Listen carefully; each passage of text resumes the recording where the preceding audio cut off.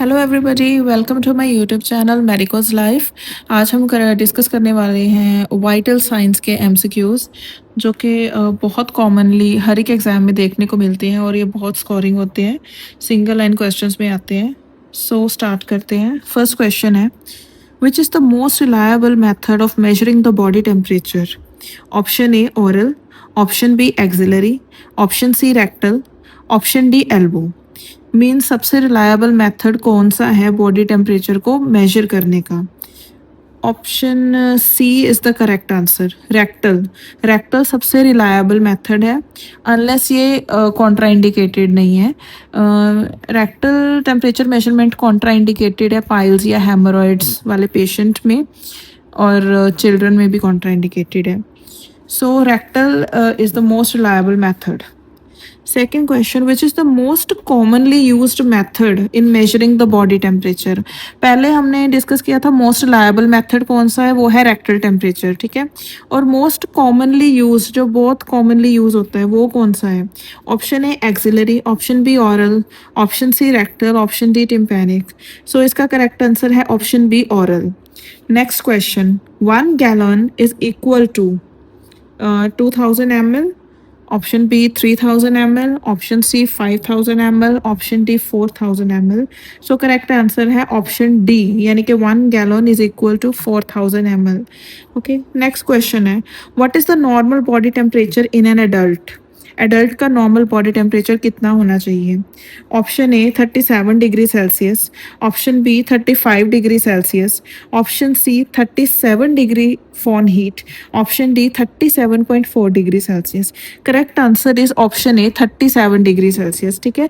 37 degree Celsius is the normal body temperature in adult and 36.5 degree Celsius is the normal body temperature in neonates, right. Then next question, above what temperature the term hyperpyrexia can be used? ठीक है, hyperpyrexia जो term है वो कितने temperature के above use होती है? Option A 101 degree Fahrenheit, option B 103 degree Fahrenheit, option C 104 degree Fahrenheit, option D 105 degree Fahrenheit. Correct answer is option D 105, यानी कि 105 के अबव अगर बॉडी का टेम्परेचर बढ़ रहा है, that condition is known as hyperpyrexia, और ये फिब्राइल कंडीशन होती है, right. Next question, what is the normal blood pressure measurement of an adult? ठीक है ना, नॉर्मल बीपी एडल्ट का कितना होना चाहिए approximately? Option A 120/80 mmHg, option B 140/80 mmHg, option C 110/90 mmHg, and option D 180/120 mmHg।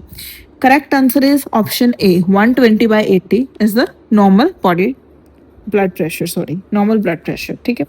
Next question है, which is the most preferred site for attaching the temperature probe into the skin? सबसे preferred site कौन सी है temperature probe को attach करने के लिए skin में? ये मोस्टली नियोनेट में टेम्परेचर प्रोब हम यूज़ करते हैं और उसको स्किन में अटैच किया जाता है ताकि स्किन का टेम्परेचर असेस हो सके। Option A right hypochondriac region of abdomen, option B near umbilicus, option C on head, option D in axilla. So correct answer है ऑप्शन ए, यानी कि टेम्परेचर प्रोब हमेशा राइट हाइपोकॉन्ड्रियल रीजन में होती है abdomen के, ठीक है। क्यों होती है वहाँ पे? बिकॉज वहाँ पे लिवर होता है, ठीक है, और लिवर जो होता है वो मेटाबॉलिज्म में हेल्प करता है, ठीक है। सो लिवर पे जब उस लिवर वाले स्पॉट पे जब हम टेम्परेचर प्रोब को अटैच करते हैं तो एक एक्यूरेट इन्फॉर्मेशन मिलती है बॉडी टेम्परेचर के बारे में, ठीक है, बिकॉज हमारी जो बॉडी की हीट है वो लिवर्स और मसल्स में भी स्टोर होती है, ठीक है। Next question, which of the following can not be included in the vital science? ठीक है, मतलब कि जो ऑप्शंस हैं उनमें से कौन सा वाइटल साइन नहीं है एक, ठीक है। Option A temperature, option B random blood glucose level, option C pulse, option D respiration. So correct answer इसका है ऑप्शन बी, यानी कि blood glucose level vital signs में नहीं आती। वाइटल साइंस में हमारे आते हैं temperature, pulse, respiratory rate and BP. Okay, then next question. Okay, Low blood pressure that happen when a person stand up from a sitting or lying down position is known as, means what is the condition. ठीक है, हमने इस condition को क्या बोल सकते हैं हम.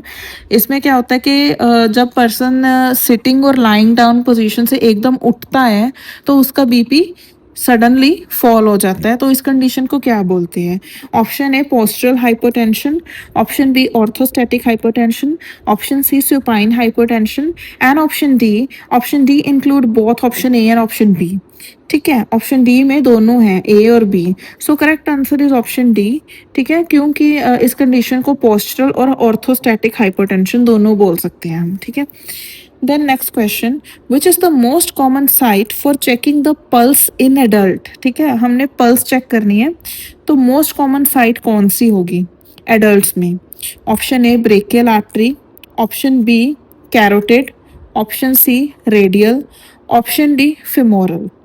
सो मोस्ट जो कॉमन साइट है वो है रेडियल. हम देखते हैं ना कि रिस्ट से ही हम टच करके रेडियल पल्स को सुनते हैं. ठीक है, so most common site for assessing the pulse rate is radial pulse. ठीक है, option C. Then next question, what is the normal oxygen saturation in healthy adult. ठीक है, हेल्दी एडल्ट का नॉर्मल SpO2 लेवल कितना होना चाहिए. Option A 75 to 85%, option B 85 to 90%, option C 95 to 100%, option D 100 to 110%. Correct answer is option C, 95 to 100 के बीच जो एक healthy adult है उनकी SpO2 होनी चाहिए. Next question, name the term use for absence of breathing. Absence of breathing को क्या बोलते हैं. Option A dyspnoea, option B orthopnoea, option C apnoea and option D tachypnoea. So correct answer is option C apnoea. ठीक है. Then name the condition in which the patient have difficulty in breathing when lying flat and is relieved in sitting or standing position. ठीक है, हमने नाम बताना है उस condition का. उस कंडीशन में क्या है कि एक पेशेंट है, जब वो लेटता है तो उसको सांस नहीं आती, जब वो उठ के बैठता है या खड़ा हो जाता है तो उसको कुछ रिलीफ मिलता है. इस कंडीशन को हम क्या बोलेंगे. Option A orthopnoea, option B apnoea, option C dyspnoea and option D tachypnoea. इसका करेक्ट आंसर है option A orthopnoea. Next question, which of the following is considered as a fifth vital sign. ठीक है, इनमें से कौन सा fifth vital sign जो है वो कंसीडर किया जाता है. ठीक है, हमें 4 वाइटल साइंस तो पता है ना, temperature, pulse, respiration and BP. Fifth vital sign कौन सा होता है. Option A height, option B weight, option C pain, option D sugar.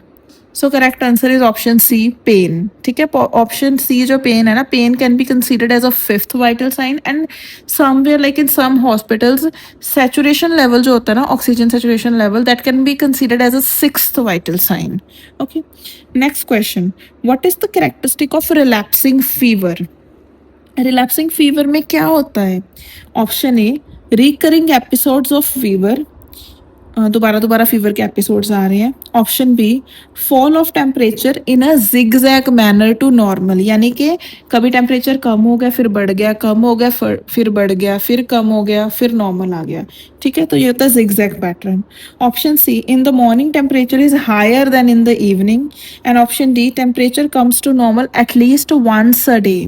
सो हम बात कर रहे हैं रिलैप्सिंग फीवर की, यानी कि रिलैप्सिंग फीवर का मतलब है recurring.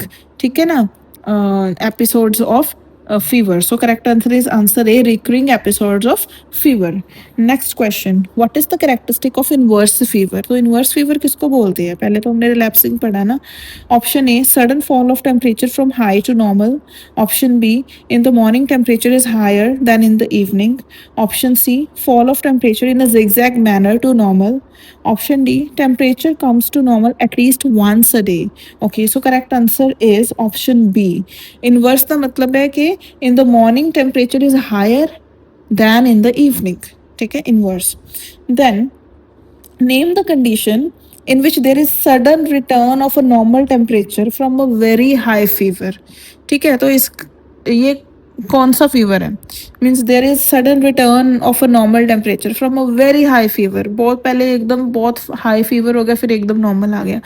Option A lysis, option B crisis, option three thermostasis, option D haemostasis. So correct answer is option B crisis, right. Then next question, name the type of respiration which is abnormally deep but regular.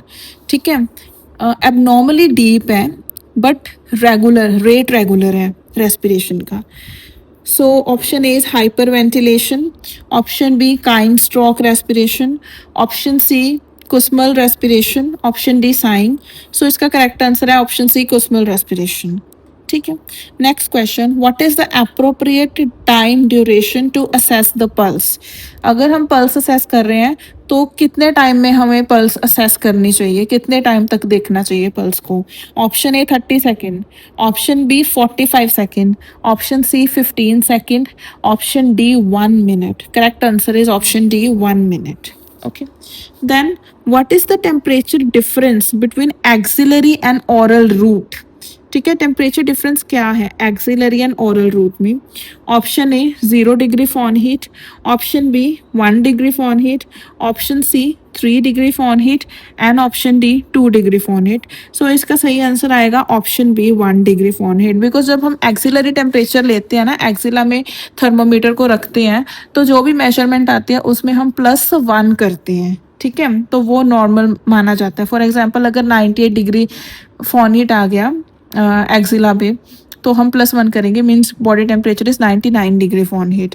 Where as अगर हम hourly use कर रहे हैं या under the tongue use कर रहे हैं thermometer को तो वो एज इट इज़ ही लिखा जाता है, उसमें +1 माइनस कुछ नहीं होता, राइट। अगर हम रेक्टल टेम्परेचर को मेजर कर रहे हैं तो हमारे पास आएगा -1। Next question, the term use for normal respiratory rhythm and depth in a client. Option A eupnoea, option B tachypnoea, option C apnoea, option D bradypnoea. Correct answer is option A eupnoea. Next question, while measuring blood pressure in upper arm, Korsakoff sound are auscultated over which blood vessel? Option A axillary artery, option B brachial artery, option C femoral artery and option D ulnar artery. यानी कि जब हम BP major कर रहे हैं कोर्सकॉफ sound कहाँ पे सुनाई देगा? अगर हम अपर आर्म में कर रहे हैं तो ऑप्शन बी ब्रेकियल आर्टरी में कोर्सकॉफ साउंड सुनाई देगा हमें। ठीक है, कोर्सकॉफ साउंड क्या होता है कि बीपी के दौरान जो साउंड सुनता है, जब बीपी मेजरमेंट होते हैं उसके दौरान जो साउंड सुनता है उनको कोर्सकॉफ साउंड बोलते हैं। Next question, before taking a patient temperature the clinical thermometer should be cleaned in which direction? Option A from stem to bulb, option B from bulb to stem, option C in a circular motion, option D middle to stem.